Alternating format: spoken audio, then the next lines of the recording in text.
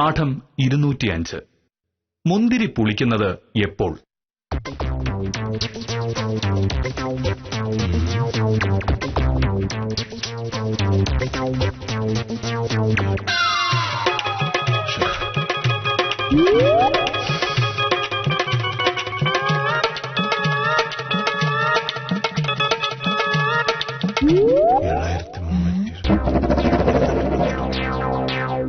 എന്താണ് സാറേ, രാവിലെ തുടങ്ങിയ കണക്കൂട്ടലാണല്ലോ.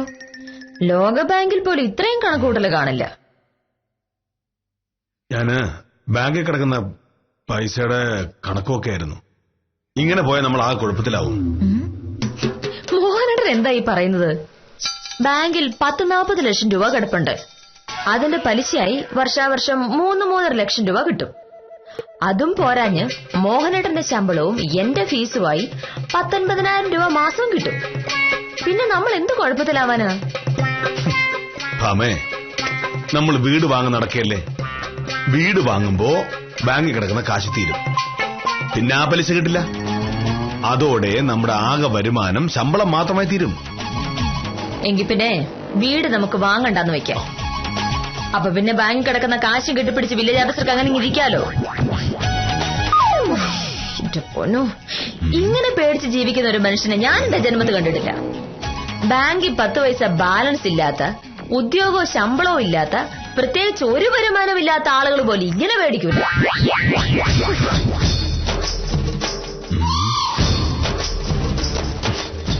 നാളെ കുറിച്ചൊരു ചിന്ത അവൾക്കില്ല. ഭാമേ, ഭാവിയെ പറ്റി ചിന്തയില്ലാത്തവർ വലിയ കുഴപ്പത്തിൽ ചാടുന്ന എത്ര കഥകളുണ്ട്. നീ കേട്ടിട്ടില്ലേ? സമ്പത്ത് കാലത്ത് തൈപ്പത്ത് വെച്ചാൽ ആപത്ത് കാലത്ത് കാപത്ത് തിന്നാം എന്നൊരു പഴഞ്ചൊല്ലുണ്ട്. എങ്കിൽ പിന്നെ പറഞ്ഞുകൊണ്ടിരിക്കാതെ പോയി 10 തൈ വയ്ക്ക്. ഭാമേ, പണ്ടേ ഞാൻ പറഞ്ഞിട്ടുണ്ട്, സീരിയസ് ആയിട്ടൊരു കാര്യം പറയുമ്പോ കളിയാക്കരുതെന്ന്. ദിവസേന ഇങ്ങനെ ജീവിത ചെലവ് ഓരോ ദിവസം ഇങ്ങനെ കൂടിക്കൂടി വരികയാണ്. സർക്കാർ ശമ്പളം കൊണ്ട് മാത്രം ജീവിക്കാൻ പറ്റുന്ന അവസ്ഥ വരും. അപ്പോ കയ്യിലുള്ള കാശെടുത്ത് വീട് വാങ്ങിച്ച എങ്കിൽ പിന്നെ രണ്ട് വഴിയേ ഉള്ളൂ. ഒന്നെങ്കിൽ വീട് വാങ്ങണ്ടെന്ന് വിചാരിക്കാം. ആ കാശ് ബാങ്കിലിട്ട് മാസാമാസം ആ കണക്ക് നോക്കി ജീവിതകാലം മുഴുവൻ ഇങ്ങനെ വാടക വീട്ടി കഴിയാം. ഇനി രണ്ടാമത്തെ വഴി, ശമ്പളമല്ലാതെ മറ്റെന്തെങ്കിലും വരുമാന മാർഗം കണ്ടുപിടിക്കുക. പക്ഷേ ഭാമേ, ഞാനൊരു സർക്കാർ ഉദ്യോഗസ്ഥനല്ലേ. സർക്കാർ ഉദ്യോഗസ്ഥർക്ക് വേറൊരു ജോലിയും ചെയ്യാൻ പാടില്ല. ഒരു ബിസിനസ് നടത്താൻ പാടില്ല. മറ്റൊരു സ്ഥലത്ത് നിന്ന് പ്രതിഫലം കിട്ടുന്ന ഒരു ജോലിയും ചെയ്യാൻ പാടില്ല. ആകെ ചെയ്യാൻ പറ്റുന്നത് കൃഷിയാണ്. കൃഷി ചെയ്യാൻ നമുക്ക് ഭൂമിയില്ല. അപ്പൊ എന്താ ചെയ്യുക?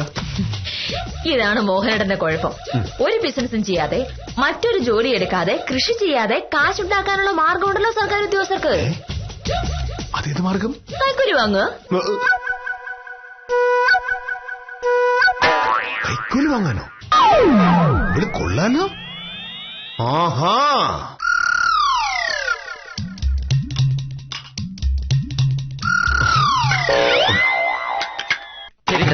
ഭാമേ, സാധാരണ ഭർത്താക്കന്മാരെന്തെങ്കിലും തെറ്റ് ചെയ്താൽ തിരുത്തുകയാണ് ഭാര്യമാർ ചെയ്യുന്നത്. നീയോ ലോകത്ത് ഏറ്റവും മാന്യനായ ഭർത്താവിനെ കിട്ടിയത് ഭാഗ്യമാണെന്ന് കരുതാതെ ആ ഭർത്താവിനെ അഴിമതി ചെയ്യാൻ പ്രോത്സാഹിപ്പിക്കുക. എന്തായത്? മോഹനേട്ടാ, ഭർത്താവിനൊരു പ്രശ്നം ഉണ്ടാവുമ്പോ ആ പ്രശ്നത്തിന് പരിഹാരം അന്വേഷിക്കാൻ സഹായിക്കേണ്ടത് ഭാര്യയുടെ കടമയല്ലേ? മോഹനേട്ടനൊരു പ്രശ്നം ഉണ്ടായപ്പോ ഞാൻ അതിനൊരു പരിഹാരം പറഞ്ഞു. അത്രയല്ലേ ഉള്ളൂ. ഇതാണോ പരിഹാരം? ഒരു സർക്കാർ ഉദ്യോഗസ്ഥന്റെ പ്രാരാബ്ദങ്ങളാണ് ഞാൻ പറഞ്ഞത്. വേറെ എന്തെങ്കിലും ഒരു വരുമാന മാർഗം കിട്ടുകയാണെങ്കിൽ അതിന്റെ ഗുണം നിനക്കും കൂടിയല്ലേ? മോഹനേട്ടാ, സർക്കാർ ഉദ്യോഗസ്ഥർക്ക് മാത്രമല്ല വക്കീലന്മാർക്കും ഇതേ പ്രശ്നമുണ്ട്. ഞങ്ങൾക്ക് വേറെ തൊഴിലൊന്നും അന്വേഷിക്കാൻ പറ്റില്ല. മോഹനേട്ടാ, ഏതായാലും മോഹനേട്ടനൊരു ജോലിയുണ്ടല്ലോ. 56 വയസ്സ് വരെ മോഹനേട്ടന് സർക്കാർ ശമ്പളവും തരും. അത് കഴിഞ്ഞ് മരിക്കുന്നവരെ പെൻഷനും തരും. ഇത്രയൊക്കെ ഉള്ളപ്പോ ഇങ്ങനെ പേടിക്കേണ്ട വല്ല കാര്യമുണ്ടോ? എന്നാലും വേറൊരു വരുമാനം കൂടിയുള്ള നല്ലതല്ലേ? അങ്ങനെയാണെങ്കിൽ വേറെ എന്തെങ്കിലും ഒരു ബിസിനസ് തുടങ്ങ്. മോഹനേട്ടന്റെ പേരിൽ തുടങ്ങിയല്ലേ പ്രശ്നമുള്ളൂ. മറ്റാരുടെയെങ്കിലും പേരിൽ തുടങ്ങിയ കുഴപ്പമില്ലല്ലോ. ഭാമേ, അതങ്ങനെ ശരിയാവും?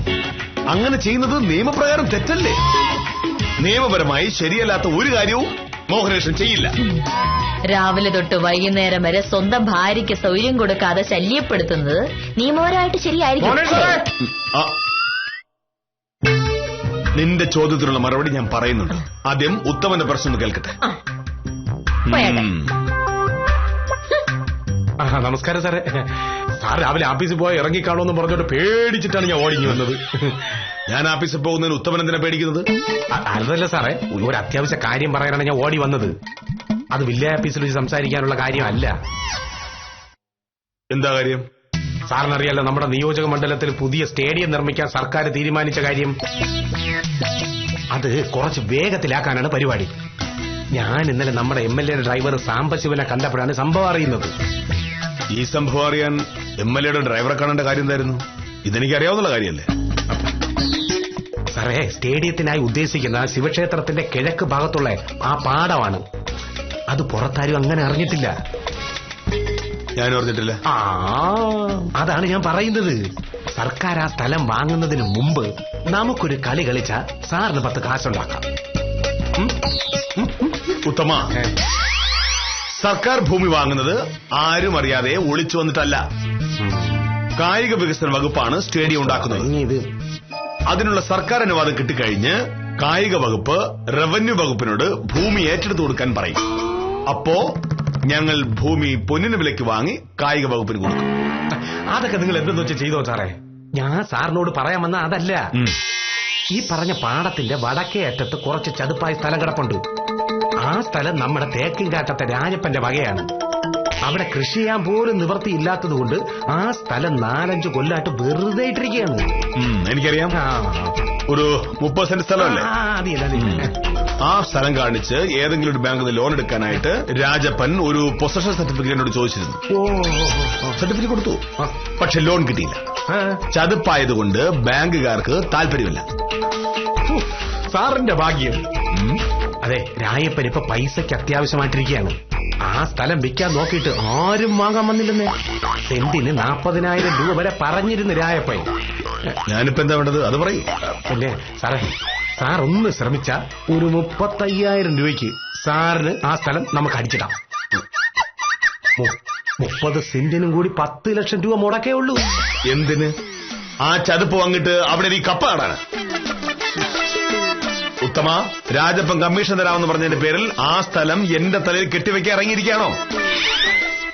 എന്റെ കയ്യിലുള്ള കാശ് ഞാൻ അധ്വാനിച്ചുണ്ടാക്കിയതാണ്. അത് രാജപ്പന്റെ ചതുപ്പ് വാങ്ങിക്കളയാനുള്ളതല്ല. അല്ല പോലെ ഞാൻ പറയട്ടെ സാറേ. സാറേ അവിടെ സാറേ, ഒരു കാര്യം പറയുമ്പോ അത് മുഴുവൻ കേട്ടിട്ട് പോ. രാജപ്പന്റെ വസ്തു ഇപ്പൊ വാങ്ങിയാൽ സാറിനത് ഗുണമേ ചെയ്യൂ.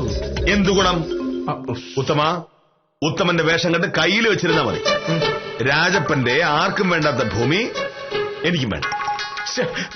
ആർക്കും വേണ്ടാത്തത് ഇപ്പോഴല്ലേ? അവിടെ സ്റ്റേഡിയം വന്നു കഴിയുമ്പോഴോ? സാറേ, സ്റ്റേഡിയം വന്നു കഴിഞ്ഞാൽ അതിനു ചുറ്റും ഒരുപാട് കെട്ടിടങ്ങളും കടകളും മറ്റ് സ്ഥാപനങ്ങളും ഒക്കെ വരും. സ്റ്റേഡിയത്തോട് ഏറ്റവും അടുത്ത് കിടക്കുന്നത് രായപ്പന്റെ ഭൂമിയല്ലേ? ചതുപ്പാണെങ്കിലും അതിന് മണ്ണിട്ട് നികത്തി അവിടെ കെട്ടിടം പണിയാ ആളുകൾ ക്യൂ നിൽക്കും. അതായത് ഇപ്പൊ 35,000 രൂപയ്ക്ക് കിട്ടുന്ന ഭൂമി 6 മാസം കഴിഞ്ഞാൽ സാറിന് സെന്റിന് 3 ലക്ഷം രൂപയ്ക്ക് വിൽക്കാം. ഒരു സെന്റിന് ലാഭം 2,65,000 രൂപ. 30 സെന്റ് ആകുമ്പോ ലാഭം 19 ലക്ഷം രൂപയാവും. വെറും 10 ലക്ഷം രൂപ മുടക്കിൽ ഇത്രയും പെട്ടെന്ന് ഇത്രയും കാശ് കിട്ടുന്ന വേറെ ഏത് ബിസിനസ് ആണുള്ളത്?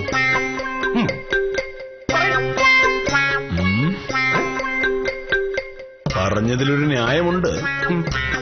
പക്ഷേ ഇങ്ങനെ ലാഭമുള്ളൊരു ബിസിനസ് ഉണ്ടായിട്ട് നാട്ടിലെ ഭൂമി കച്ചവടക്കാർ ഇതുവരെ ഇറങ്ങാത്തതെന്താ? അത് മാത്രമല്ല, രാജപ്പനിപ്പോ ആ ഭൂമി വിൽക്കാതിരുന്നാൽ 6 മാസം കഴിയുമ്പോ ആ പറഞ്ഞ വില അവന് കിട്ടില്ലേ? സാറേ, ഒരുമാതിരി കൊച്ചു പിള്ളേര് സംസാരിക്കും പോലെ സംസാരിക്കരുത്. അവിടെ സ്റ്റേഡിയം വരാൻ പോകുന്ന കാര്യം പുറത്തങ്ങനെ ആരും അറിഞ്ഞിട്ടില്ലല്ലോ. ഇത് അറിഞ്ഞിരുന്നെങ്കിൽ ആളുകൾ ഇപ്പൊ രായപ്പന്റെ വീട്ടില് കുത്തിയിരുന്നനെ. എന്റെ കയ്യിലൊരു 10 ലക്ഷം രൂപ ഉണ്ടായിരുന്നെങ്കിൽ ആ വസ്തു എന്റെ പേരിലായേനെ.